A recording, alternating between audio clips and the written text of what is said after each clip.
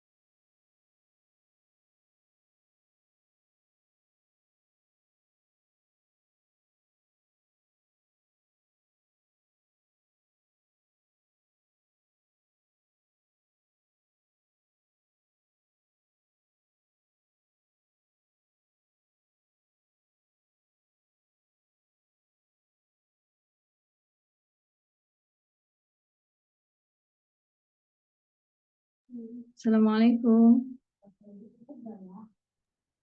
Waalaikumsalam warahmatullahi wabarakatuh, Ustazah. Sehat. Warahmatullahi wabarakatuh. Alhamdulillah, Betul. Tadi suaranya nggak kedengeran ya, ya? Kalau yang sekarang jelas nih, Oh iya. Ini soalnya di ruang tertutup. Kita mulai aja kali ya, ya, sambil nunggu yang lain ya. Ya, Ustazah. Bismillahirrahmanirrahim. Assalamualaikum warahmatullahi wabarakatuh. Waalaikumsalam warahmatullahi wabarakatuh. Alhamdulillah. Alhamdulillahilladzi arsala rasulahu bil huda wa dinil haqq liyuzhirahu 'alad dini kulli wa kafa billahi syahida asyhadu an la ilaha illallah wa asyhadu anna muhammadan abduhu wa rasuluhu la nabiyya ba'da amma ba'd. Rabbi sholli sadri wa yassir li amri wahlul 'uqdatam min lisani yafqahu qawli. Kita buka kajian kita dengan membaca Ummul Kitab. A'udzubillahi minasyaitonir rajim. Bismillahirrahmanirrahim. Alhamdulillahirabbil alamin. Ar-Rahmanir-Rahim. Maliki yaumiddin. Iyyaka na'budu wa iyyaka nasta'in. Ihdinas siratal mustaqim. Siratal ladzina an'amta 'alaihim ghairil maghdubi 'alaihim waladdallin. Amin ya Allah ya rabbal alamin. Allahumma sholli ala Muhammad wa ala ali Muhammad.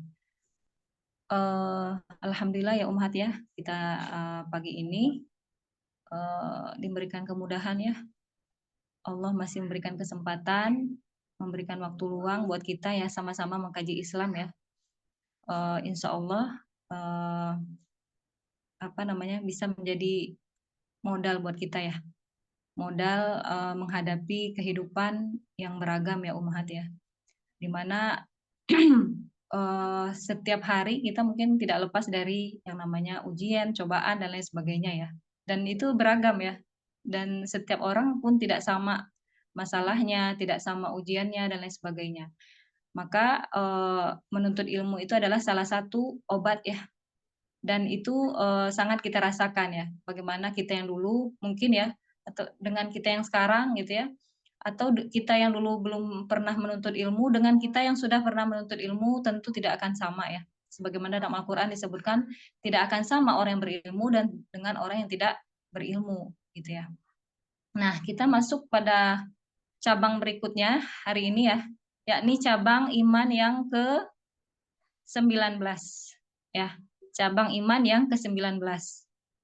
Nah, ini sedikit materinya sedikit ya, ini ya, bersikap rahmah ya, penyayang. Nanti insya Allah kalau misalkan masih ada waktu, kita akan bahas juga tentang tawadu ya. Tawadu ini ilmu tingkat tinggi yang lainnya nih ya, yang seorang penuntut ilmu pasti sulit ya untuk mengkondisikan dirinya bisa tawadu gitu ya, atau merasa tidak lebih baik daripada orang lain, atau merasa tidak menjudge orang lain tidak buruk daripada dirinya. Nah, ini kan sesuatu yang tidak mudah bagi orang yang sudah menuntut ilmu ya ya. Kalau orang yang yang belum menuntut ilmu kayaknya dia ini aja ya, nggak merasakan pendapatku yang paling benar gitu. Ada aja sih ya orang-orang jahil mah ya.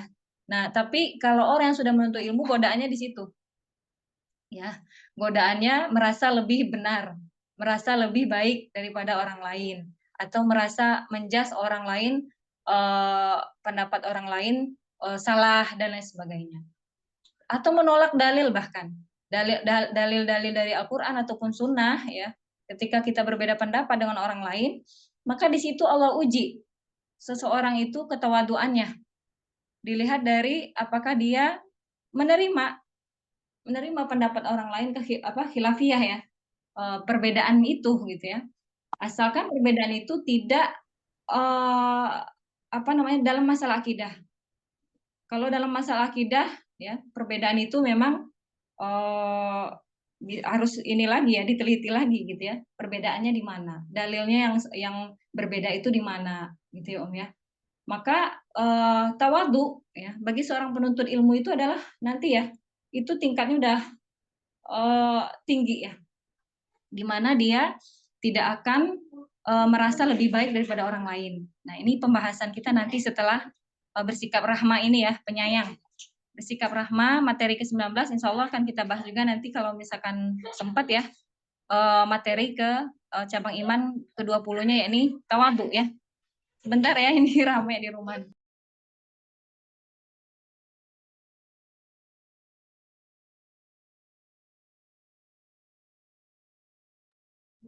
Ya, bersikap rahmah. Nah, ini penyayang ya, ya.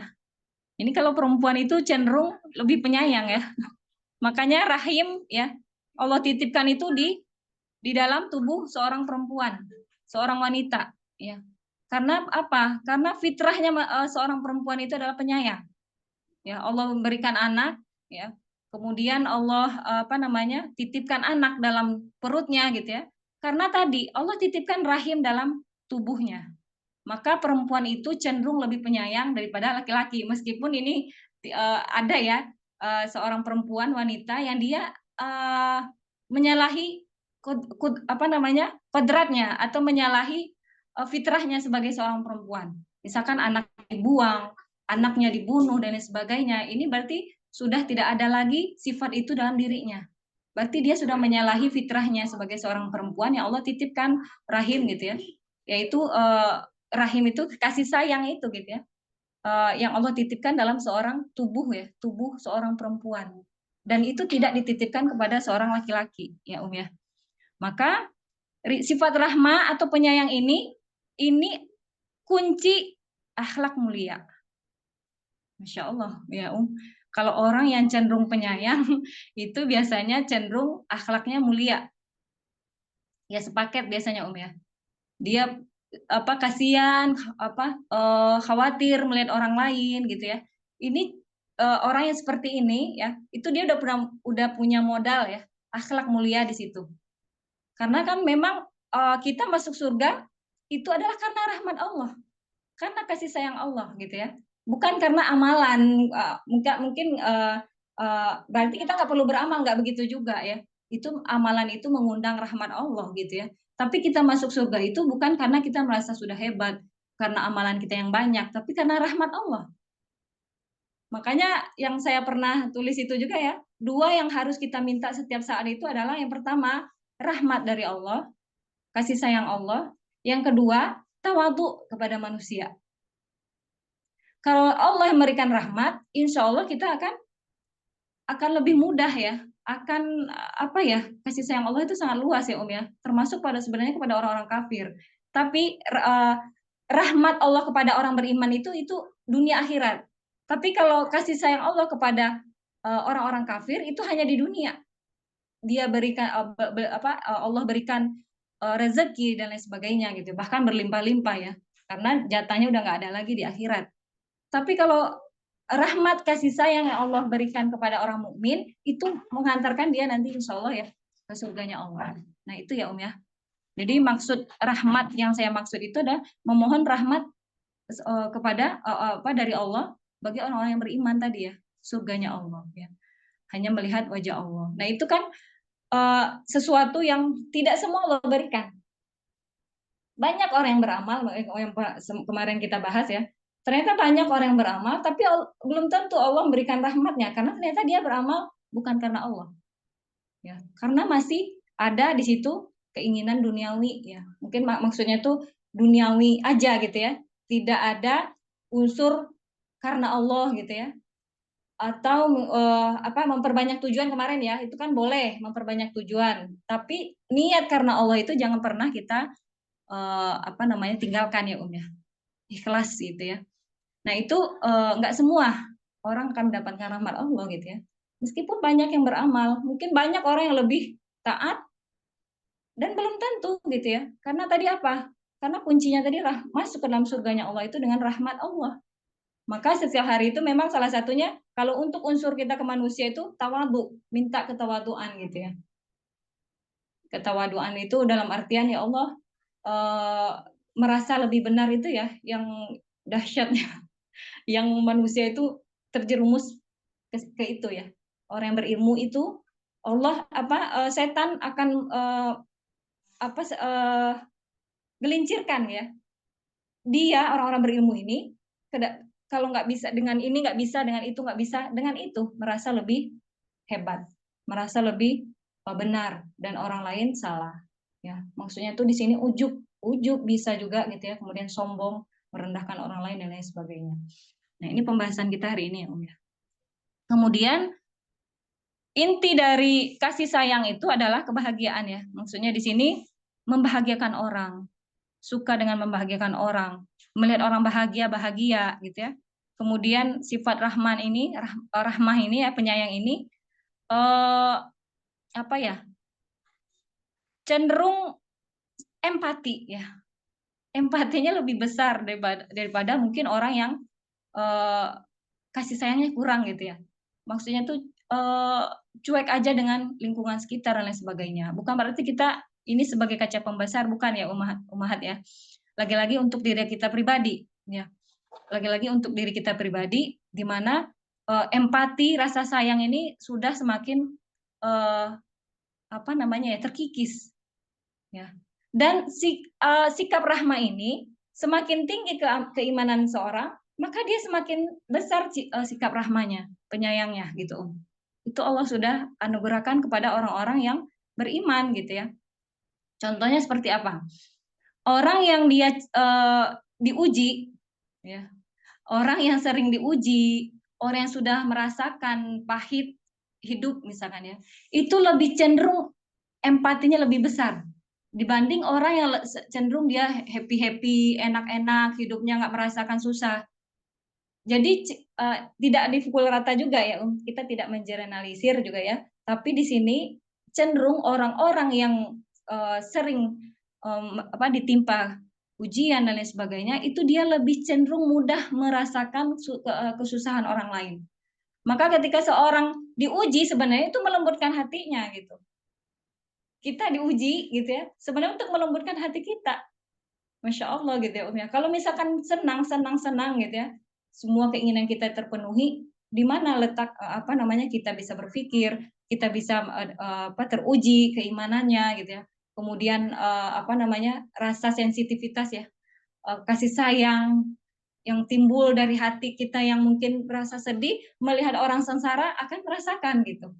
Maka ujian orang yang lebih tinggi itu, orang-orang beriman yang semakin tinggi derajatnya gitu, sikap rahmanya akan semakin teruji. Empatinya akan semakin besar gitu. Karena apa? Rasulullah adalah orang yang paling penyayang. Makhluk ya, manusia yang paling penyayang gitu. Beliau adalah manusia yang paling penyayang. Maka dalam keseharian beliau gitu ya, muamalahnya Masya Allah gitu ya. Hubungannya dengan manusia Masya Allah. Tidak diragukan lagi gitu ya. Maka berhati-hati kita ya untuk berhubungan dengan manusia ini. Ya enggak, berhubungan dengan manusia ini sangat sensitif gitu. Kadang kita tidak berbuat salah pun gitu ya, itu bisa cekcok lah, bermusuhan dan lain sebagainya. Ya. Apalagi memang kalau mulut ini tidak bisa terjaga gitu ya, menyinggung orang lain, perasaan orang lain ya. Sebelum nanti tidak ada lagi dinar dan dirham disebutkan itu ya, sebaiknya kita ini ya, ya kalau dalam hadis itu berbelanjalah sebelum tidak ada lagi dinar dan dirham ya. Kemudian meminta maaf kepada orang-orang yang pernah kita sakiti gitu ya. Sebelum nanti akan ada hari di mana kita tidak bisa lagi meminta maaf gitu ya. Di sana tuh mungkin ada dalil-dalil ya. yang ada disebutkan ya, dalil yang ketika seseorang ya meminta maaf di akhirat ya. Dan itu saya dalilnya panjang banget ya hadisnya itu ya. Saya nggak hafal redaksinya, mungkin bisa nanti dicek lagi ya. Maka meminta maaf sekarang ini gitu ya, sebelum nanti akan ada hari pertanggungjawaban itu lebih baik ya. Atau kita misalkan apa namanya ya, mengurangi aktivitas apa ya, pergaulan yang inilah ya ya, yang tidak akan membawa manfaat buat diri kita. Bukan berarti kita merasa kamu tuh ini eksklusif amat sih, enggak sih ya. Karena memang dalam Islam itu sebenarnya gitu ya, dalam Islam itu memang dianjurkan untuk memilih teman. Ya makanya kalau anak-anak kan nggak boleh pilih-pilih teman gitu ya. Kan udah itu ya mindset itu ya dalam kehidupan kita gitu ya, nggak boleh milih-milih teman. Sebenarnya dalam Islam tuh memang wajib memilih-milih teman, karena apa? Karena teman itu adalah mempengaruhi kita. Di dalam hadis itu ya, berteman dengan tukang besi akan bau besi, berteman dengan minyak apa, penjual minyak wangi kita akan wangi. Nah itu sebenarnya konsepnya seperti itu. Memang harus dipilih gitu. Berarti memang apalagi usia-usia 40 ke atas gitu ya, untuk memulai untuk meminimalisir pergaulan yang terlalu banyak ya. Karena ternyata gitu ya, terlalu banyak kita bergaul ternyata akan mengeraskan hati. Dalam tanda kutip ya ya. Kalau pergaulannya negatif kan kebanyakan membawa gibah, dibawa untuk ini gitu ya. Omongin si A, si B, si C, padahal itu nanti akan dipertanggungjawabkan gitu ya.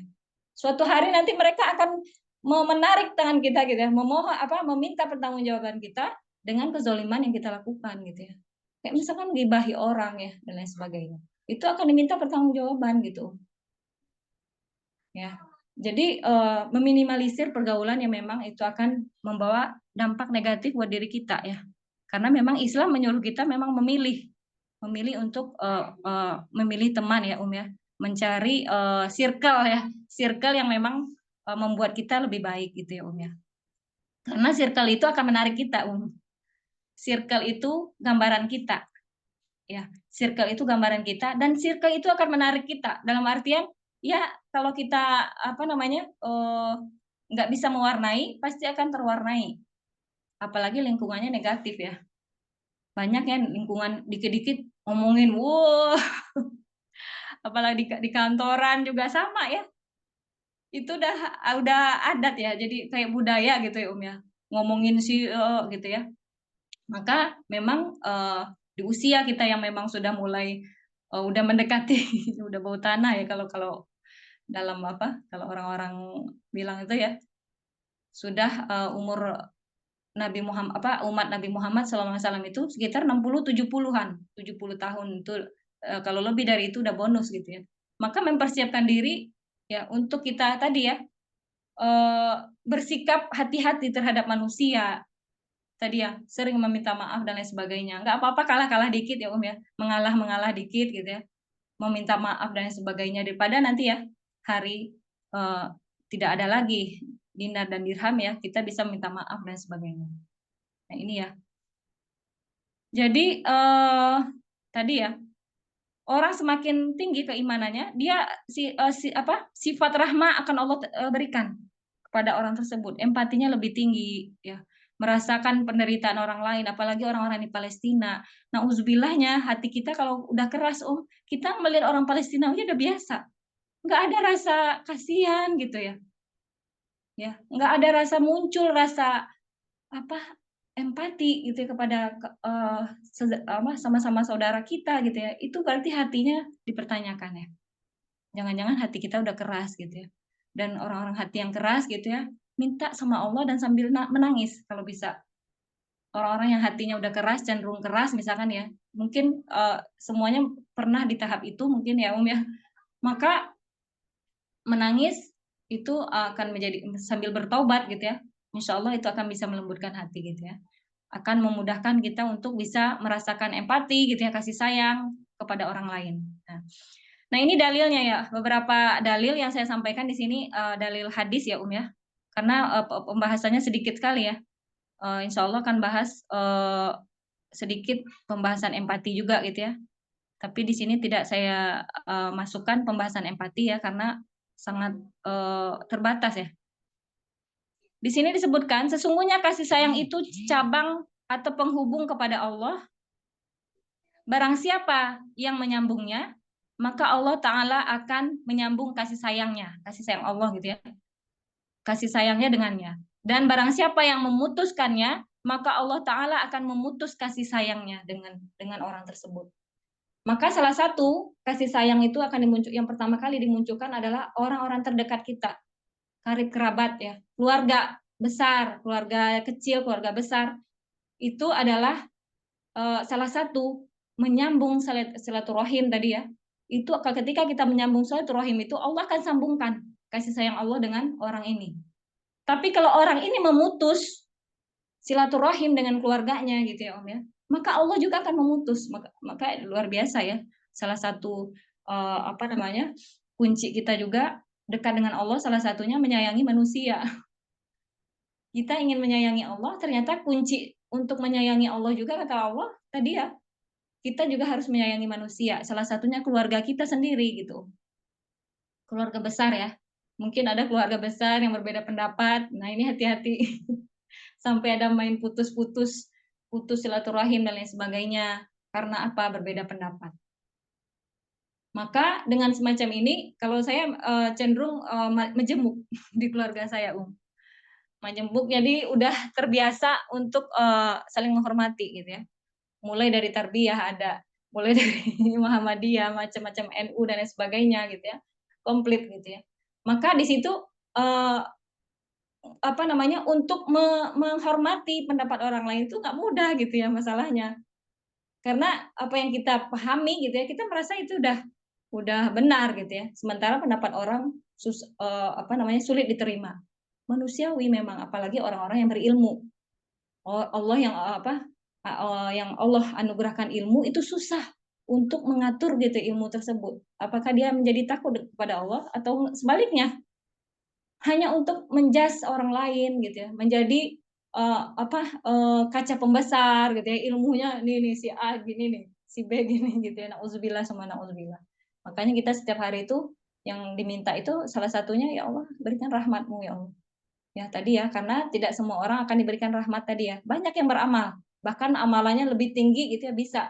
Tapi kalau Allah nggak berikan rahmat, Allah menghendaki rahmat itu hanya berikan kepada orang-orang yang Dia kehendaki, kita nggak bisa ngapa-ngapain. Kita udah pengen banget puasa sunnah Zulhijjah, ya menghapuskan 2 tahun. Ternyata apa?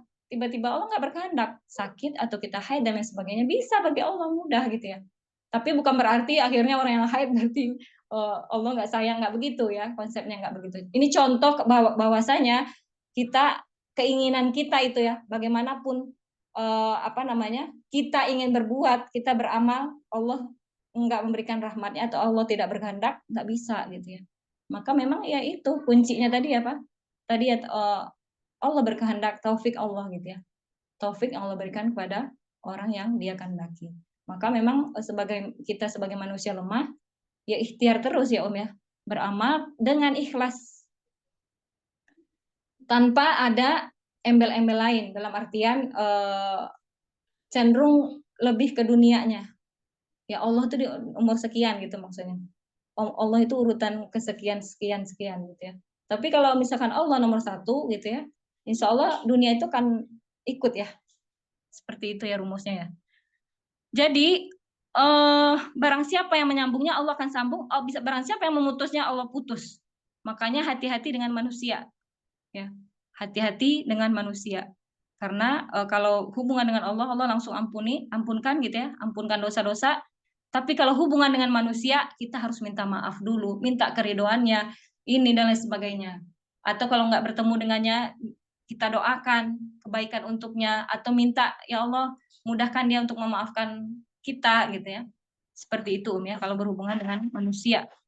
Maka perumpamaan kaum muslim dalam cinta dan kasih sayang mereka ibarat satu tubuh. Apabila satu anggotanya menderita, maka seluruh tubuh akan turut menderita, baik karena tak bisa tidur maupun panas, demam atau lain sebagainya. Itu dirasakan bagi orang-orang yang beriman. Tadi ya ya. orang yang terbiasa diuji, orang yang terbiasa sedih, dia akan lebih cenderung mudah berempati. Meskipun mungkin ada ya orang-orang yang dia mungkin dia nggak ditimpa musibah tersebut, dia merasakan empati itu, ya merasakan perasaan itu jarang gitu ya. Tapi kebanyakan memang orang-orang yang menderita, orang-orang yang sedih, sering diuji, itu lebih cenderung merasakan langsung gitu ya, bagaimana penderitaan orang lain gitu ya. Jadi keutamaan rahmah yang pertama itu disayang Allah ya. Yang pertama disayang Allah.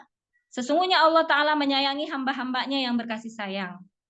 Itu ya, poin pertama. Yang kedua, sayangilah makhluk, ini ya, sama, masih di poin pertama ya.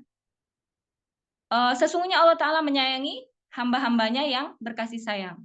Kemudian yang kedua ya, semua penduduk langit menyayanginya menjadi terkenal di langit. Jadi orang yang penyayang ini, dia cenderung terkenal di langit. Disebutkan dalam hadis seperti apa, bahwasanya Rasulullah SAW bersabda, sayangilah makhluk yang ada di bumi, maka akan menyayangimu yang ada di langit, atau makhluk langit ya akan menyayangimu. Dalam artian ini malaikat ya ya. Para penduduk langit akan menyayanginya ya. Bukan hanya di bumi ya, sampai dikatakan orang penduduk bumi pun akan menyayanginya. Maka orang-orang yang cenderung penyayang itu lebih, Masya Allah kedudukannya. Karena itu dia udah sepaket dengan akhlak mulia ya, yang Rasulullah contohkan ya. Kayak misalkan membahagiakan orang lain gitu. Sukanya, hobinya membahagiakan orang gitu. Hobinya tuh kayak nyenengin orang gitu. Kayak misalkan bantu, nolong gitu ya. Nah, itu salah satunya. Kalau bahasa sekarang itu, kalau di Stephen ya, kalau kan ada ya tes Stephen itu ya, yang tes kecerdasan gitu ya. Ini kan ada perbedaan pendapat ya tentang Stephen gitu ya. Wallahu alam, saya nggak tahu. Mungkin Ummahat berbeda juga ya. Itu ada yang tes ada yang feeling ya. Ada yang insting dan lain sebagainya itu ya. Kalau feeling ini cenderung lebih penyayang. Iya, pakai obat aja. Cenderung feeling itu penyayang dan cenderung lebih cengeng. Jadi orang-orang penyayang ini sepaket dengan cengengnya gitu ya. Tapi enggak juga ya, itu sebenarnya teori-teori ya. Kalau dalam Islam itu bahkan yang menjadi standar sayang itu ya tadi ya, ketika seorang imannya meningkat, maka kasih sayangnya tentu akan juga meningkat gitu ya ya. Nah ini ya, semua penduduk langit menyayanginya. Kemudian kunci disayangi makhluk. Makanya orang penyayang cenderung disenangi oleh makhluk, oleh manusia ya. Barang siapa yang tidak mau menyayangi, tidak akan disayangi. Nah ini kata Rasulullah, ketika ada orang yang punya 10 anak ya waktu itu, 10 anak dan tidak pernah mencium anaknya gitu ya. Maka kata Rasulullah, orang yang tidak menyayangi tidak akan disayangi. Dipeluk enggak anaknya gitu ya. Enggak dipeluk, enggak disayang gitu ya ya. Maka dikata Rasulullah, anaknya 10 nggak pernah dipeluk, nggak pernah dicium, disayang gitu ya. Orang yang tidak menyayangi tidak akan disayangi. Seperti itu ya. Jadi orang yang cenderung penyayang akan disenangi ya. Itu dalam hadis seperti itu. Kemudian beliau juga bersabda, rahmat akan dicabut kecuali dari orang yang durhaka. Rahmat tidak akan dicabut kecuali dari orang-orang yang durhaka ya. Durhaka berhati keras, sombong ya ya. Nggak mau dikasih tahu, keras ya. Udah tahu peringatan udah ada gitu ya. Allah udah berikan dalil hadis gitu, udah jelas nih gitu ya. Tapi keras gitu, nggak mau menerima. Maka dikatakan orang seperti itu disebutkan adalah orang yang menolak kebenaran. Dalam hadis itu sombong. Sombong adalah orang yang menolak kebenaran dan merendahkan manusia. Jadi sombong itu bukan berarti orang yang memperlihatkan baju bagusnya. Ternyata nggak itu gitu ya dalam Islam itu.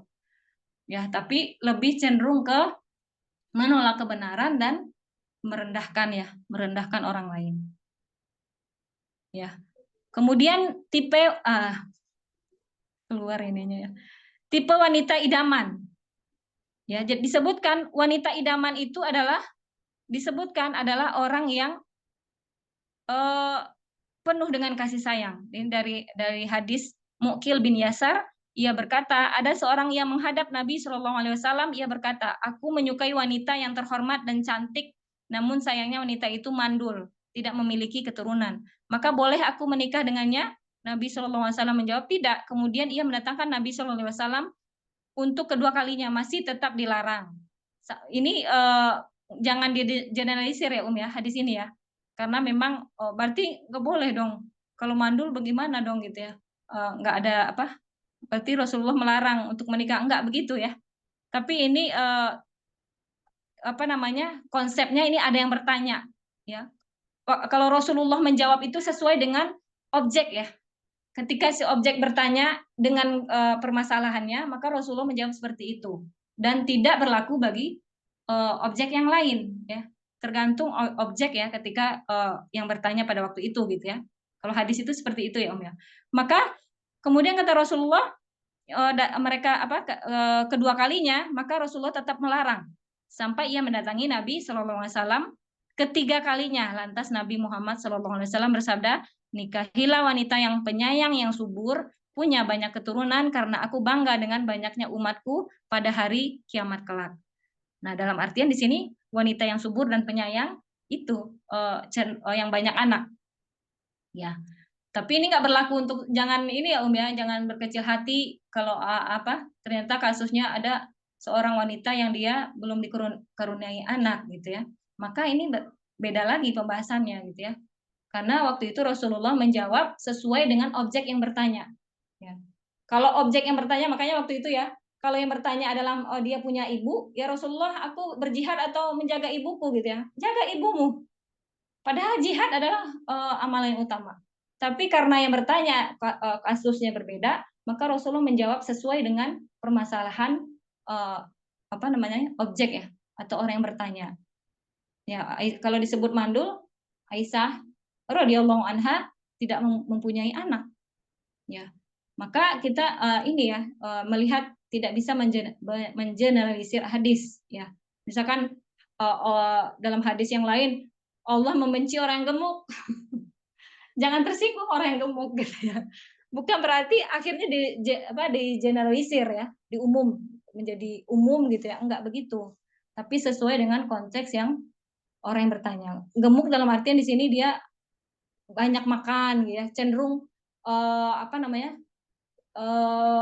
dalam benaknya itu makan gitu ya. Nah, ini yang nggak boleh sebenarnya gitu ya. Ya cenderung mementingkan perut gitu ya, tanpa dia menuntut ilmu dan sebagainya mungkin ya. Ini sesuai dengan objek yang bertanya. Ya, ada hadisnya itu ya Om ya. Allah membenci orang yang gemuk gitu misalkan ya. Tapi kita akhirnya nggak bisa menyimpulkan ya satu hadis itu. Maka butuh memang guru ya untuk menjelaskannya.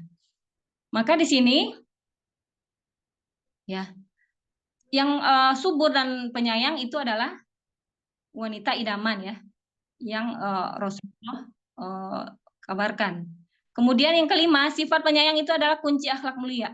Ya, kenapa? Karena orang sifat penyayang ini dia cenderung mudah memaafkan, menolong orang lain, suka membahagiakan orang lain, empatinya tinggi dan lain sebagainya gitu ya Dia sepaket biasanya ya. Kalau orang menyayangi itu gitu ya, maka dikatakan seutama-utamanya manusia, sedangkan keutamaan akhlak mulia bisa mengalahkan ahli ibadah. Ya, ahli ibadah, rajin sholat, rajin puasa, rajin tahajud, tapi mulutnya menyakiti, tapi tetangganya nggak nyaman. Nah, ini kata Rasulullah, dia di neraka. Maka pernah seorang bertanya, wahai Rasulullah, sesungguhnya fulanah rajin sholat malam, rajin saum sunnah di siang hari, gemar bersedekah, tapi dia menyakiti tetangganya dengan lisannya. Maka beliau bersabda, tidak ada kebaikan padanya. Dia termasuk penghuni neraka. Lalu sahabat itu bertanya, fulanah wanita yang lain rajin sholat fardu, ya biasa aja amalannya gitu ya. Gemar bersedekah dengan sepotong keju dan tidak pernah menyakiti seorang pun. Maka beliau menjawab, dia termasuk penduduk surga. Hadis riwayat Bukhari. Jadi lisan lagi rajin apapun ibadah kita, ketika lisan menyakiti, aduh ya Allah, na'udzubillah. Maka tidak lebih baik daripada orang yang dia biasa-biasa aja, tapi akhlaknya mulia, penyayang, nggak menyakiti, ya.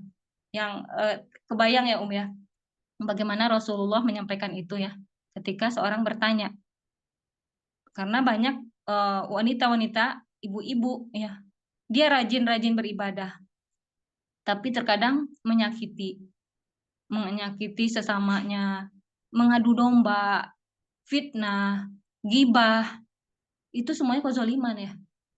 Kezoliman yang kita lakukan terhadap orang lain. Itu kan kehormatan orang lain ya. Kemudian kita gibahi, kita fitnah, kita ini gitu ya. Itu kita sedang menzolimi dia gitu ya. Dan juga menzolimi diri sendiri, pasti ya. Pasti menzolimi diri sendiri karena itu sebuah dosa besar ya. Yang akan diazab di kubur juga. Namimah itu ya.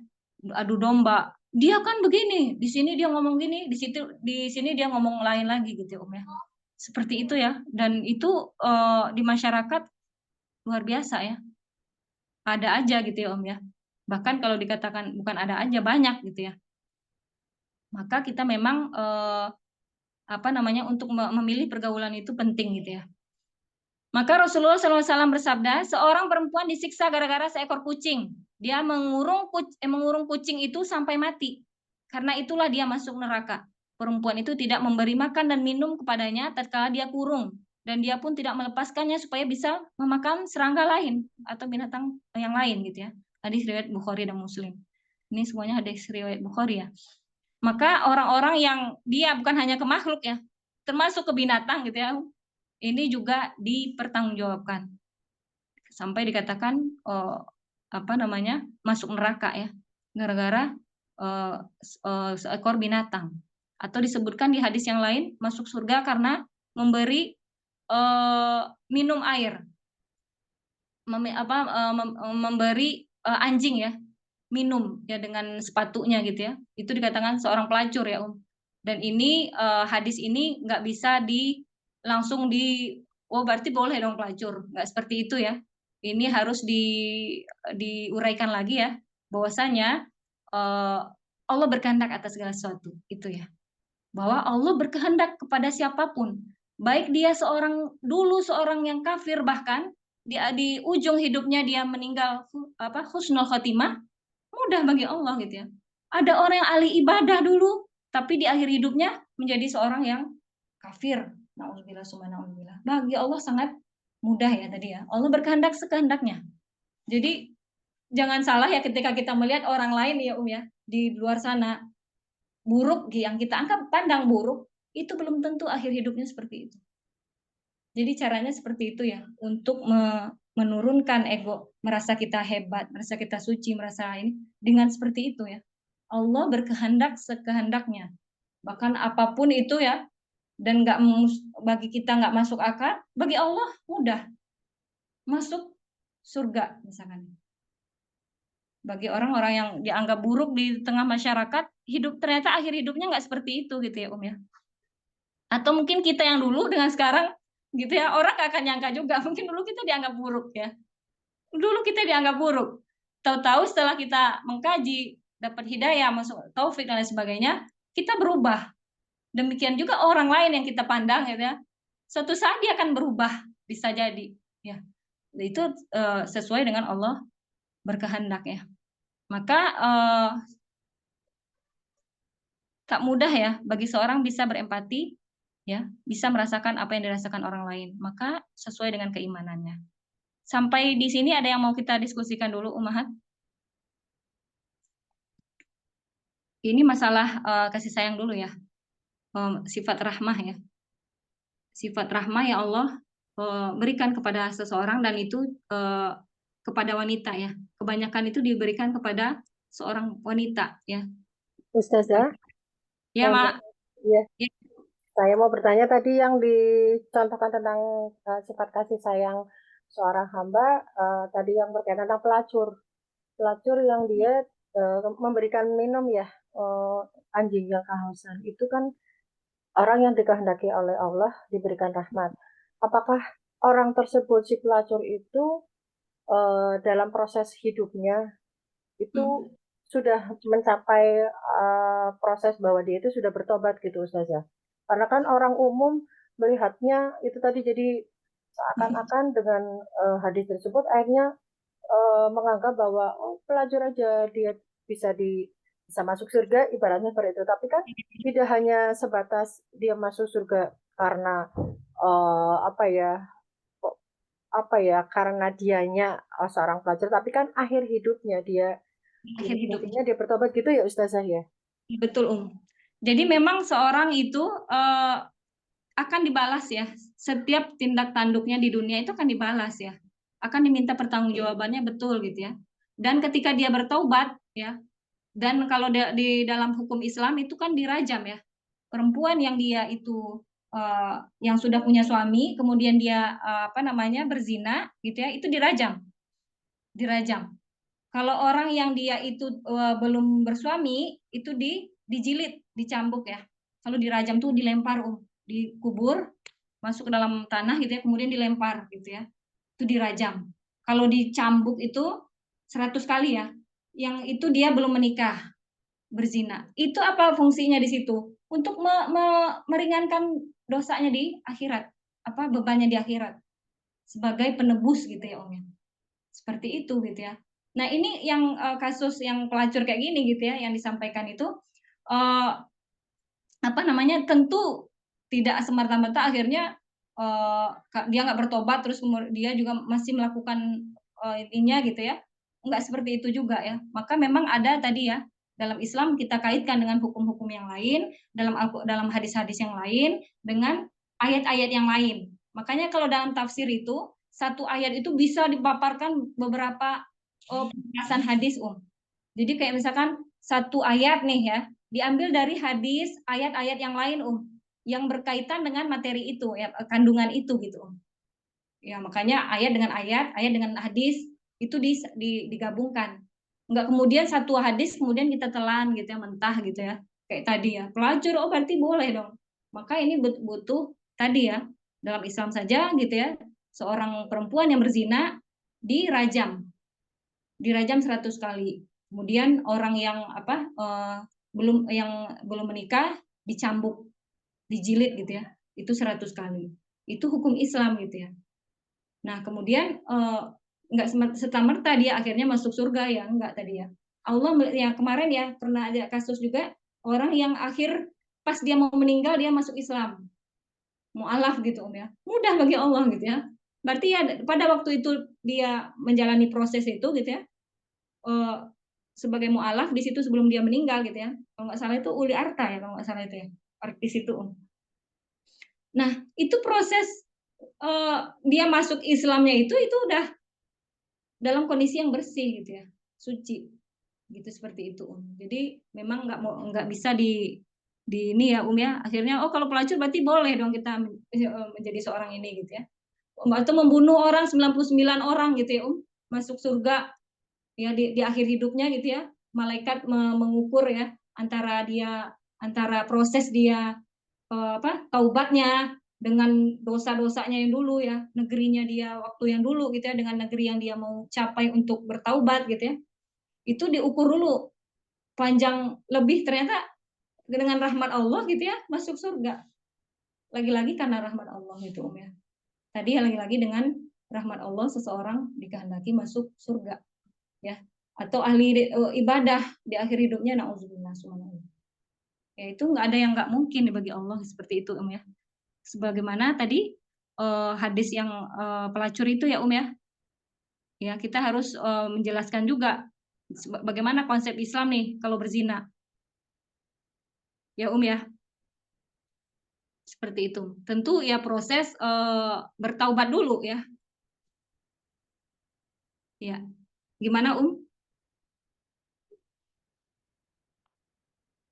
Umu? Iya, Ya. jazakillah khair penjelasannya Ustazah. Oh iya Ki. Ya, jadi seperti itu ya. Hadis-hadis itu ya.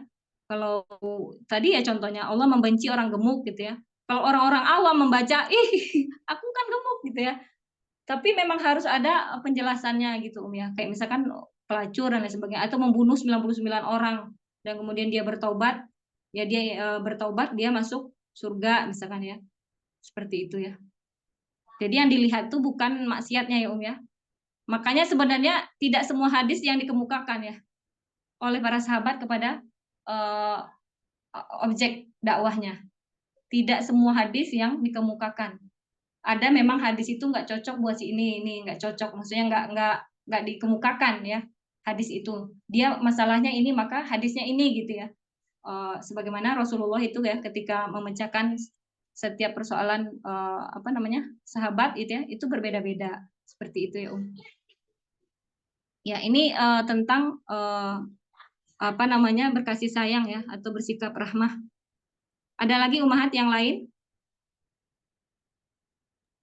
Iya Ustazah, Ya, mangga ini mau bertanya Ustazah, saya masih bingung masalah takdir yang bagaimana tadi yang masuk surga karena rahmat Allah gitu ya. Berarti kalau umpamanya yang umpamanya sudah tidak beribadah gitu, gimana tuh ya Ustazah? Kan Ya. surga itu udah takdir gitu ya. Gimana dengan orang yang hari-harinya memang dia taat tapi di akhir hidupnya dia su'ul khotimah gitu, gimana Ustazah itu ya? Nah, iya. Itu tadi ilmu Allah. Seperti itu. Ilmu Allah yang kita nggak bisa jangkau gitu ya.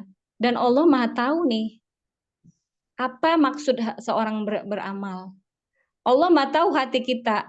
Allah Maha tahu siapa ini zatnya manusia ini gitu ya. Yang mungkin dia beramal untuk mencari ketenaran dan sebagainya. Yang mungkin ternyata Allah nggak ridho dengan itu gitu ya. Karena keridoan Allah tadi ya, Allah menghendaki belum tentu Allah ridho. Allah menghendaki sesuatu belum tentu Allah di situ Allah merestui. Beda ya. Allah ridho, Allah restu dengan ini, dengan Allah berkehendak itu beda. Kalau Allah berkehendak misalkan ya, seorang dia melakukan semuanya tidak lepas dari kehendak, itu yang perlu kita pahami ya, pembahasan takdir ini ya ya. Udah lewat ya. Allah berkehendak atas segala sesuatu, nggak boleh keluar dari itu. Jadi jangan sampai kita menganggap sesuatu yang buruk itu berarti Allah nggak kehendaki. Ya mana bisa terwujud, ya enggak. Semua terjadi atas izin Allah, kehendak Allah. Tapi Allah ridho atau enggaknya itu permasalahannya gitu. Ilmu Allah ini nggak bisa kita jangkau masalahnya gitu ya. Kalau kita menjangkau ilmu Allah kita bisa gila karena emang nggak akan pernah terjangkau. Ya. Jadi ya masalah takdir ilmu Allah gitu ya. Atau kehendak Allah berkehendak seperti apa kita nggak tahu. Kita nggak akan pernah tahu. Namun ketika seorang beribadah lillahi ta'ala memang benar-benar untuk ridho, mencari ridho Allah, ya ini beda. Ya. Maka Allah akan mudahkan jalannya untuk meraih apa yang dia tuju itu. Seperti itu. Allah Maha Adil. Allah mudahkan jalan kita untuk menuju yang apa kita inginkan. Ya, kita nggak tahu nih orang yang beramal banyak tadi, yang ahli ibadah tadi ya, kita nggak tahu kan apa yang dalam hatinya, bagaimana niat tujuannya. Itu hanya Allah. Ya, Allah yang tahu bagi setiap hambanya. Dan Allah berkehendak atas segala sesuatu. Maka kita sebagai manusia yang tidak bisa menjangkau ilmu Allah itu gitu ya, kita diberikan syariat. Hukum-hukum. Nih udah datang nih syariat Allah nih. Kerjakan gitu ya, mulai dari akidah yang kita bahas gitu ya, keimanan yang kita pelajari dan lain sebagainya, kemudian kita amalkan semata-mata untuk lillahi ta'ala, untuk ikhlas karena Allah. Tadi ya, ikhlas itu tidak akan bisa disentuh oleh iblis, oleh syaitan, nggak bisa. Karena waktu itu kan udah ini ya, ada perjanjian di situ. Kamu tidak akan bisa ya ketika setan syaitan iblis minta ditangguhkan. Kata Allah apa? Kamu tidak akan bisa menggoda hamba-hambaku yang ikhlas. Makanya ikhlas itu tadi ya, ketika seorang lillahi ta'ala, Allah mudahkan jalannya yang kita tuju itu. Ridho Allah. Gitu, seperti itu. Tapi kalau tadi ya, ada unsur lain gitu ya. Nggak ada sedikit pun untuk unsur ridho, meraih ridho Allah. Atau dia hanya sebagai mau dipandang sebagai seorang ahli ibadah. Wallahu a'lam gitu. Allah mungkin nggak mudahkan itu. Tadi ya udah ada perjanjian di situ. Allah tidak akan syaitan, iblis tidak akan menyentuh orang-orang yang ikhlas. Maka ikhlas ini ya penting banget Jangan-jangan kita mengkaji Islam untuk supaya dipandang manusia, atau jangan-jangan kita berinfak supaya disebut sebagai seorang dermawan, atau jangan-jangan kita baca Quran untuk keutamaan-keutamaan yang lainnya, bukan karena Allah, ridho Allah tadi gitu ya. Maka itu yang penting tadi ya, ikhlas itu ya pertama. Seperti itu Umahat, Umu Ya. Ani. Iya Ustazah. Ya. Jadi ya, Jazakallah. wah iya. Jadi ridho Allah beda dengan kehendak Allah. Allah berkehendak atas segala sesuatu, nggak bisa nggak. Jadi jangan dikatakan Allah nggak berkehendak kalau misalkan Abu Lahab itu menjadi kafir. Dalam artian berkehendak nggak? Berkehendak, tapi Allah ridho nggak? Nggak ridho. Berkehendak dalam artian apa? Allah berkehendak atas segala sesuatu tadi. Ya, ilmu Allah tadi yang kita nggak tahu gitu ya. Masalahnya kita nggak tahu itu. Yang kita tahu apa yang Allah perintahkan, syariatkan aja kan ya. Allah syariatkan misalkan apa dalam Al-Quran misalkan ya, disuruh untuk beriman, disuruh untuk mentauhidkan Allah, itu yang pertama nih, mentauhidkan Allah, nggak ada sekutu baginya, sekutu-kutu ilah-ilah yang lain ya, itu pembahasan awal ya. Maka ya udah gitu ya, kita sebagai seorang hamba ikutin syariat itu lillahi ta'ala, tanpa embel-embel untuk unsur-unsur, maksudnya dalam artian mengharap ridho manusia, mencari wajah manusia dan lain sebagainya. Karena kata Allah dicampakkan ya amalan itu ya, ketika berhadapan dengan Allah kelak, jadi setinggi apapun amalan kita dicampakkan, habis nggak ada tersisa. Orang bukan karena aku, kata Allah, bukan karena aku. Tahu-tahu kita hanya mengharap sesuatu yang maksudnya tuh tadi yang mencari wajah manusia dan lain sebagainya. Maka ikhlas itu memang kudu kita latih terus gitu ya. Minimal dengan kita lisankan aja ketika kita sulit ya untuk ikhlas, lisankan aja, lisankan ya. Karena hati kuping kita akan mendengar dan hati kita ikut ini ya.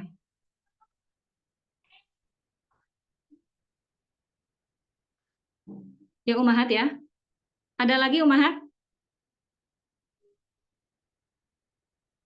Jadi tadi ya pemahaman terkait dengan ridho restu Allah dengan kehendak Allah itu memang rancu. Jadi rancu ya. Jadi berarti Allah menghendaki, berarti Allah hanya menghendaki yang baik. Ya kalau Allah nggak tadi ya, Allah berkehendak atas segala sesuatu. Tapi Allah tidak meridhoi semuanya yang kayak tadi ya. Tidak meridhoi, tidak merestui orang yang kufur, orang yang kafir, orang yang dia itu menentang ya, menentang atau tertutup hatinya untuk beribadah atau mentauhidkan Allah. Ada lagi Umahat? Jangan ini ya ya, jangan pusing ya. Kalau masalah takdir nggak perlu kita pusing memikirkan ilmu Allah, nggak usah. Nah ini banyak terjadi orang itu malah pusing mikirin ilmu Allah. Allah berkehendak ini nggak ya? Ya akhirnya apa yang terjadi itu kalau di daerah saya itu banyak yang gila ya. Kalau bahasa Padang itu tabaliak kaji. Tabaliak kaji itu udah kebalik otaknya gitu. Nggak kejangkau gitu ya. Dia menjangkau sesuatu yang nggak perlu dijangkaunya. Karena Allah berkehendak tuh kita nggak tahu seperti apa gitu ya. Buktinya tadi. Ya. Seorang pelacur dengan mudahnya misalkan Allah kehendaki dia bertaubat di akhir hidupnya mudah. Seorang pendeta yang kemarin ya, Ustadz Yahya yang rahimahullah meninggal gitu ya, dalam kondisi berkhutbah ya, jadi khotib di hari Jumat lagi ya, di Idul Adha ya, di hari yang baik insya Allah gitu ya ya. Dulunya apa pendeta yang ngajakin orang menjadi pendeta ya, daerah timur ya, Makassar apa ya, Makassar apa ya. Kemudian dia mencari hidayah, mencari petunjuk ya. Dia pelajari Al-Quran. Akhirnya tersentuh, masuk Islam, malah menjadi seorang pembela agama Islam gitu ya. Dengan banyaknya sekarang ya orang-orang ingin merusak Islam, pencitraburukan Islam dan lain sebagainya. Dan dia lantang banget ya untuk menyerukan Islam itu gitu ya. Tapi di akhir hidupnya Allah yang dulunya dia mengajak orang-orang untuk kafir gitu ya, malah berbalik arah. Sebagaimana Umar bin Khattab yang ingin membunuh Rasulullah, malah menjadi orang yang paling mencintai Rasulullah. Maka itu ya salah satu yang kita nggak tahu ilmu ilmu Allah adalah Allah berkehendak kapanpun dan sekehendaknya. Jadi tidak ada mungkin orang kita lihat sekarang hari ini buruk, belum tentu buruk akhirnya gitu ya. Kalau tapi bagaimana dengan kafir harbi? Ya kafir harbi beda ya. Kalau kafir harbi memang harus diperangi. Ya dalam Islam itu dulu memang Rasulullah diperintahkan berbuat baik ya pada orang-orang kafir. Setelah turun surat ayat tentang perang, diperangi seperti itu. Jadi dulunya seperti ini berubah karena apa? Ada ayat baru yang turun untuk memerintahkan memerangi mereka. Jadi kafir harbi, kafir yang dia memerangi bentuknya, memerangi orang-orang muslim gitu ya, maka ini juga diperangi. Tapi kalau kafir zimmi yang dia itu terikat dengan dalam wilayah dan negeri-negeri kaum muslimin yang dia terikat perjanjian di situ misalkan ya, nah itu dia akan dijaga ya, akan dijaga dijamin hak-haknya gitu ya dari sisi dunianya gitu ya. Seperti itu. Jadi tadi ya memperlakukan orang itu tadi ya sudah ada ya, sudah diberikan syariatnya kepada kita ya. Bagaimana menyikapi orang-orang seperti ini ya. Tidak dengan menghakimi. Sebagaimana kita dulu kita mungkin orang yang dianggap buruk sama orang lain, ternyata ketika mengkaji Islam kan beda lagi. Ya, nggak selamanya seorang itu akan buruk ya, atau nggak selama juga orang itu akan dia pandang baik, belum tentu ya, belum tentu tadi ya, karena memang yang tahu itu hanya Allah. Seperti itu. Ada lagi Umahat?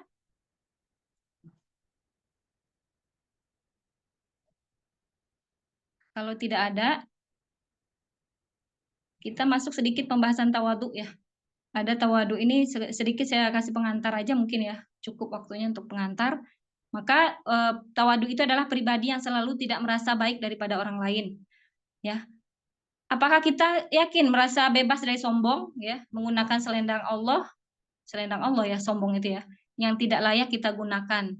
Tidak merasa bodoh di hadapannya ya, saat membaca ayat-ayat dan hadis-hadis masih saja menimbang dan mempertanyakan. Ya enggak? Udah diberikan hadisnya, ini hadisnya ini sahih. Kita nggak terima. Wah, nggak begitu gitu ya. Atau dalilnya ini loh Al-Qur'annya. Masa sih gitu ya. Seperti itulah ya contohnya. Jadi nggak begitu, harusnya begini loh gitu ya. Dengan pendapat kita nih misalkan ya. Dan kita tidak menghargai pendapat orang lain. Padahal dia sudah mengemukakan hadisnya. Ya, makanya di area khilafiyah saya tidak berani untuk tegas. Saya pribadinya termasuk orang yang tidak berani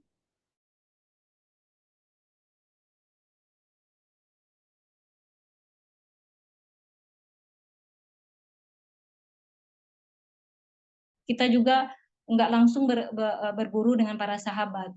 Kita juga dengan tabiin aja nggak ketemu gitu ya. Kemudian kita langsung dengan enak-enaknya gitu ya untuk ketika seorang berbeda pendapat khilafiyah, kemudian kita merasa salah, sesat seperti itu. Itu dalam area pembahasan tawadu ya. Jangan gitu ya Umi, dalam artian mungkin saya udah pernah ya dalam seperti itu yang lagi semangat-semangatnya dakwah menjas sana sini gitu ya. Itu pernah saya alami dulu dan saya udah taubat. Dalam artian kamu salah, nggak seperti itu. Dia udah ngomongkan hadisnya nih. Nggak ada hadis itu gitu ya. Kita bilang seperti itu. Padahal itu juga hadis. Nah seperti itu ya. Menolak dan mempertanyakan memang itu adalah hadis Nabi. Ya. Begitupun kepada manusia, meremehkan orang lain dan menganggap diri lebih baik dari mereka, sehingga sulit mendapatkan ilmu yang bermanfaat karena tabiat ilmu itu tidak akan mengalir kepada hati yang tinggi. Kalau ini nih umum nih, kita udah merendahkan orang A si A, ya, kemudian kita menuntut ilmu dengan dia gitu ya, itu sulit, nggak masuk. Makanya untuk memuliakan guru, ya, guru itu penting banget supaya ilmu itu mudah masuk. Maka guru yang kita cari gitu ya ya, memang harus kita teliti ya. Maksudnya dalam artian, jangan-jangan ini apa namanya, dia nggak ada gurunya, nggak ada sanadnya dan lain sebagainya gitu ya. Ya karena tadi ya kita butuh ilmu itu apa namanya, dari guru ke guru gitu ya ya. Jangan sampai nanti misalkan nih kita misalkan mengambil dari sesuatu yang nggak ada sumbernya, nggak jelas gitu, sumbernya nggak jelas. Kecuali sumber itu udah jelas gitu ya. Sumber itu udah jelas, misalkan apa nih, situs yang terpercaya misalkan ya. Ya mungkin itu ya contohnya. Nah jadi atau mungkin ustadz apa, ustadz siapa ya, A, B, C, D dan lain sebagainya. Terkadang ya ya, kalau saya pribadi saya nggak fanatik ke ustadz. Makanya kadang saya mengambil pendapat Ustadz A, kadang enggak. Di sisi lain saya nggak ngambil pendapat beliau misalkan. Karena nggak ada fanatik kepada seorang manusia. Dalam artian, berarti ini nggak sikoh dan lain sebagainya, nggak percaya dong. Tapi memang karena ada memang Ustadz juga gitu ya, dia mengambil pendapat yang tidak lebih kuat.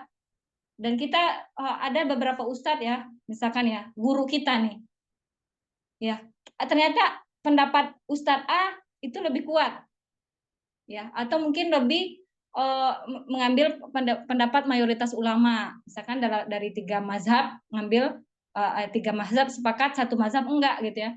Maka masyhur ya, yang masyhur itu adalah pendapat yang disebut pendapat yang kuat ya. Meskipun ada juga yang mengatakan yang kuat itu ya sesuai dengan hadis yang paling kuat, sahih dan lain sebagainya. Ya, tapi kita kan masalahnya nggak tahu itu hadis itu kuat atau enggaknya gitu ya. Maka kita siko kepada guru yang benar-benar kita yakin. Seperti itu ya Om ya. Jadi dan kita jangan ini Om, apa namanya, terlalu fanatik ke ustadz ya. Kalau fanatik ke hadis, ke Rasulullah gitu ya, ke apa namanya, syariat yang dibawa oleh Rasulullah SAW, maka itu wajib. Tapi kalau satu orang ya, manusia, seorang ustadz aja gitu ya, ternyata di akhir hidupnya beda pendapat ya, maksudnya berubah pendapat beliau. Banyak silakan mungkin bisa dicek ya. Di pertama beliau berpendapat A, berubah di akhir hidupnya, sama kayak kita juga gitu ya. Dulu kita pendapat kita A, berubah menjadi B ya, ketika kita sudah membandingkan mungkin ya, atau kita mencari referensi lain dan sebagainya, maka berubah. Maka ya tidak perlu terlalu fanatik kepada seorang satu ustadz ya. Karena ustadz itu juga coba perhatikan pendapatnya juga berbeda-beda. Ya, maka kita memilih yang kita lihat dalilnya, hadisnya ya. Atau kalau bisa belajar kitab lebih baik. Ya, belajar kitab itu lebih baik ya Om ya. Pembahasan kitab ya. Kemudian ya, tadi ya tidak perlu apa namanya? Tadi yang mengalir kepada hati yang tinggi. Ya, maka melihat sesuatu itu tawadu aja gitu Om ya. Tapi susah gitu ya, kalau untuk tawadu susah. Karena memang ujian orang yang berilmu pasti Allah uji dengan itu. Merasa lebih baik. Pendapatnya salah. Itu apa? Akhirnya kita masuk ke perangkap setan ya. Yang akhirnya apa? Berpecah belah. Ya, terus apalagi saling membenci. Ya mudah-mudahan kita tidak termasuk itu ya Om ya.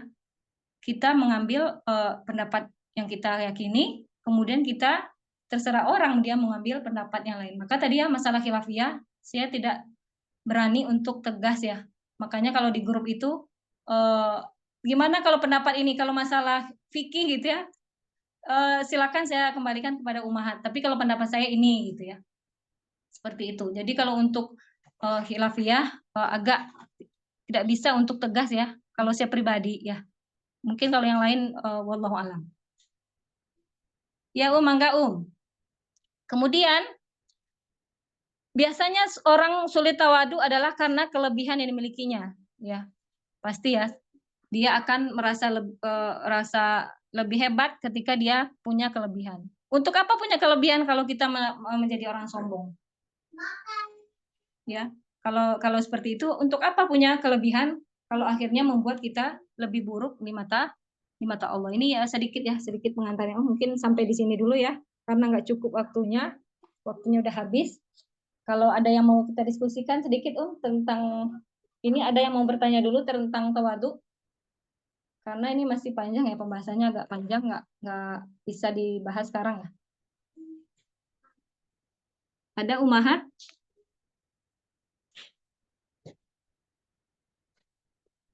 Kalau tidak ada, kita tutup aja ya kajian kita hari ini. Pengantar tawadu sedikit ya, tidak merasa lebih hebat atau mudah untuk menjustifikasi orang lain, menghukumi orang lain, karena itu adalah salah satu jebakan ya bagi orang-orang yang berilmu. Apakah dia akan takut dengan ilmunya dengan Allah?